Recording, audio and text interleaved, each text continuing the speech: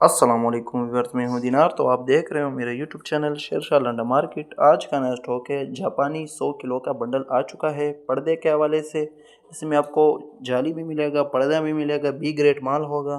बिल्कुल कलरफुल वाला बेहतरीन स्टॉक है। 100 किलो का बंडल है। रेट जो है बिल्कुल निहायत मुनासिब रेट पर है। चांस वाला माल आ चुका है।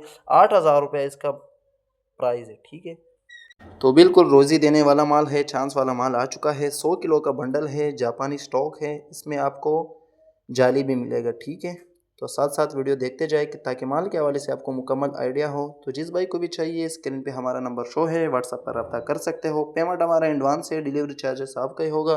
पूरे पाकिस्तान में हमारा डिलीवरी अवेलेबल। तो माल के हवाले से तो आपको आइडिया हो चुका होगा। तो माशाल्लाह बिल्कुल वारे वाला माल है, रोज़ी देने वाला माल है। दूसरा बंडल को भी दिखाता हूँ कि आपको मुकम्मल आइडिया हो। जाली और पर्दा इसमें मिक्स होगा। ठीक है, बी ग्रेड माल होगा। रेट जो है बिल्कुल निहायत मुनासिब रेट पर है। 8,000 रुपये इसका बंडल है। 100 kg का बंडल है, जापानी स्टॉक है। पहले से बता रहा हूँ कि ताकि मुकम्मल आपको आइडिया हो।